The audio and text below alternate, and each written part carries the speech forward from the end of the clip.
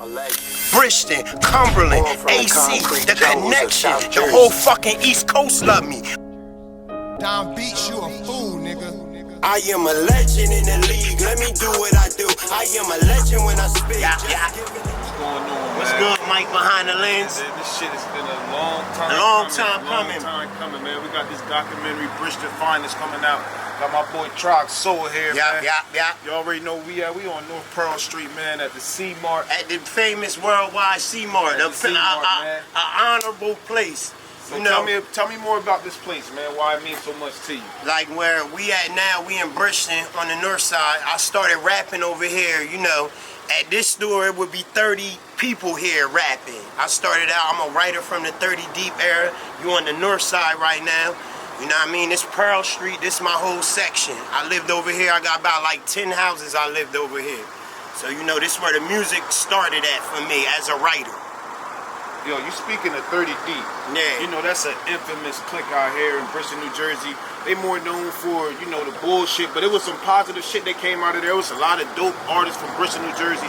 They took over the era at one point in time. Tell us more about that 30 Deep way. Yeah, man. you know, that started out over here on the back blocks, you know me. You got Cohansey Street back there, you got Law Street, you got Nickel Street, you got Pearl Street. So some of the artists was McGuan, Ones, Jazzy Ones, B. Smith, you know what I mean, Gat. It was a whole bunch of us, a lot of dope MCs, but we started out as writing over here. And you know what I mean, I traveled the world with that craft that I started right from this area. You know what I mean? That's what's up, man, that's what's up. Still moving. Yeah, still getting to it, man. Tell us more though about, like, you know, growing up in this era, in the era when you came up rapping type shit. Like when I came up rapping, it wasn't really that cool to rap. You had to really prove who you was, and you had to be a dope artist. It wasn't really cool to rap when we came up. We made it cool. We the pioneers of this area. I'm one of the founders of this shit right here. And I love my craft and I take it very serious. I done traveled the world with what I learned right here on this side of town. My artist. I ain't have to use a gun or a bandana to be powerful. I use the pen and my craft. You know what I mean? My mom and dad didn't play that shit around here. That's one reason, you know, my mom passed away 2 years ago. So now I live through the memory of things she would want me to do. And rapping was one of them. You know what I mean? You don't gotta be a gangbanger, you don't gotta sell drugs that make a big impact. And the music made the biggest impact of my life. So that's why I don't play with the music. It's real shit. Real shit. You know what I mean? Yeah. But this the north side, this C-Mart, famous good chicken wing platter I used to get with some cheese fries on there, you know what I mean?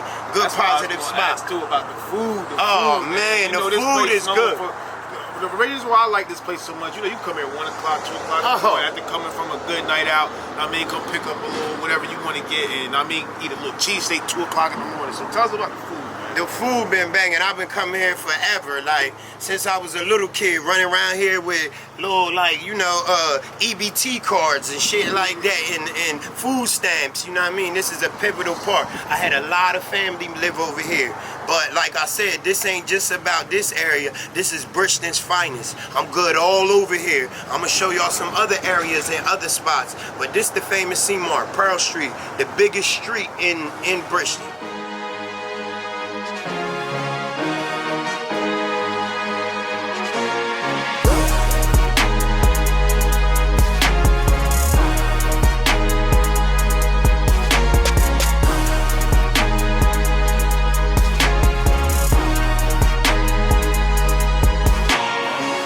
C-Mart, man, come get you a fresh wing platter, 10-piece wing with the cheese fries on it. And the Coca-Cola. Look, and my brother said, what? Tell him what else? And the Coca-Cola. Yeah, always had a Coca-Cola. You got to. This is Bridgeton's finest. We on to the next scene. This C-Mart, come check the food out. I'm from this side. This is a good store, man. I am a legend, and sometimes the life it gets stressful. Gotta stay strong. Nobody should. It's like a legendary spot. It's historically, I'm gonna hit him with some historic shit. Okay. Pearl Street is the longest street in Bridgeton. You know what I mean? This is a legendary spot. Legends come from around here. And a lot of them ain't here no more. My grandma just passed away last year. My mom passed away. It's been hard these last couple years, but we lived through the memory of what it taught me. That's why I'll pull up here sometimes. I sit, smoke a Dutch, think about my life, think about where we come from. And how far I done took this. I done traveled all over the world with music and my pen, but it started right here. I was about to say, I know you done wrote plenty of raps right there, probably on that kitchen table in that living room, probably on that step right there. On that step right there. Tell us how it went down, man. It just what influenced you in getting to this shit? What really influenced me, now see where I'm at right here, my grandma stayed right here. Now, my mentor of a writer, his name is Jazzy Wands. They call him MD, McGuan, on Facebook, McGuan Dawkins. And he just like, I would come write raps here and then run right down there and see how, like, what he would feel like, or if the raps was good. You know, that shit instilled me. And what it did was, music wound up saving my life. It was something I resorted to where some of these boys from the neighborhood would be robbing and shooting and killing. I would just go to the studio and express how I feel. I am a legend when I spit, just giving the truth. I am a legend, and sometimes the life it gets stressful. Gotta stay strong, nobody should tell you. Yeah. Tell us where we at, and then tell us what this spot used to mean. Now, right now, we on the south side. We done left the north side, now we on the south side. This spot right here is the legendary Tin Can. If you from Bridgeton, even people that's our mom and dad age, they know about this spot. This spot raised a lot of kids. This was like the community place. They fed a lot of people right here. Shout out OG Matt. They had a tin place, so it was the Tin Can. It's a legendary spot. Basketball. You know, I watched a lot of people get their name built up right here. That's what I was gonna say. Like basketball, when it come down to it. Like I even heard, they said this used to be like a Rutgers vibe type shit. It was like the best basketball at 6 o'clock. So at 3 o'clock, the kids played at 3 till 6. Yeah. When 6 o'clock came, the adults came. Name some of the hoopers, man. I'm putting you on the spot right now, but at least give me one or two that you know that really came out here in your era that was doing their thing, man. I know you're going to forget some names. Yeah, but from my time, I could give you Rocket. That's how Rocket got the name. Rocket was because at the Tin Can, when he played, he would shoot up and down the court. That's where he got that name from. Oh, people got to know that, and this is on camera. That's where he got the name Rocket from, was because when he played basketball right here, he would shoot up and down the damn court, and they called him a Rocket. Word is born. That's something clever. I met Rocket and McGuan at the basketball court way over here, and we've been legendary friends. They my brothers. So people from the north side, the south side, the whole city would come here, all the best hoopers and shit like that. All the best hoopers. They had, like I said, they had breakfast and lunch programs. When I stayed on the south side, I used to walk over here every morning at 9 o'clock, and they would feed me and my brother. Then we would come back in the afternoon. This is a legendary place. This is like Rutgers, y'all. To my community, look at it. So when I get in charge and power and become the boss like I want to recreate this and bring this back to this feeling.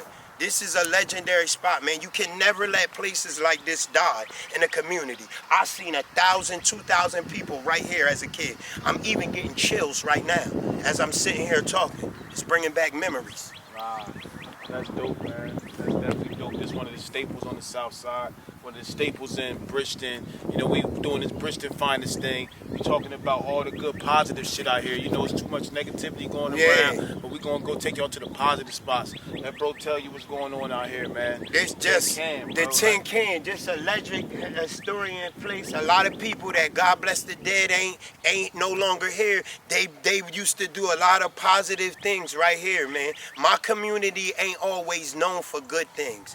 We known for gang banging, drug dealing, you know, all the wrong stuff, but let's bring back some of the positive. Look at my community. I want to rebuild this. I'm one of the founders from here. This is Bridgeton's Finest. Let's recreate that. This is just part 1, too. I'm going to go all over my neighborhood and give y'all some legendary spots as I was born, that what made me the man I am today and the leader of the music down here in South Jersey. I promise you that. Hip-hop saved my life. Hip-hop is why I'm nice. You never know who you motivating in your life. I got blood, sweat, and tears with a pen and a pad. I'm the mean man scientist who stay in the lab. feel me? Tell That him, boy Mike. said Tell he him was what. good. We out Amity Heights, man. It's one of the if you know Bristol, you know the Heights, bro. You know how this shit go down to projects and shit like that, man. This shit was one of the most infamous hoods coming up in the early 90s, You early lived out 2000s. here. Tell him, Yeah, tell I him, used to tell live him. out here. I'ma I let was- Cuz tell I you. was a young boy, man, 19 years old, running around snotty Tell nose him. out here, man. Like, you had to really fight. You had to really Tell him. prove your worth out this motherfucker. You could not Shit just was walk not through. sweet. You could not just Shit walk was not through here. sweet out here. Shit was And not you sweet know, out here, I'm man. keeping it real. I dated a girl out here. That's what gave me the love and the access, but it took time. You could not be from where I'm at over there and come way over here when the beef got started. That's all I'ma say. It's real niggas. Look, let me say this on camera. It's real niggas everywhere. I'm good everywhere. I was a unicorn out here. We were our name and the respect. It was respect. I'm 150-something pounds. I can't beat everybody, but it's the respect and the name that we built that made us last where we could go where we want to go and get the love. Some of y'all so worried about beef and shit that you won't understand. You gotta have respect to be able to move around the world. You ain't the only realest one from your hood. I mean, so we out the motherfucking Heights, bro. Yeah, We out this the Heights. This shit- nigga done went from the Yo. north side, the Pearl Street to the Heights. You know what I mean? You had the Tin tin can. So basically, you was good everywhere. I really was, man. I could go anywhere in my neighborhood, and a lot of people really couldn't.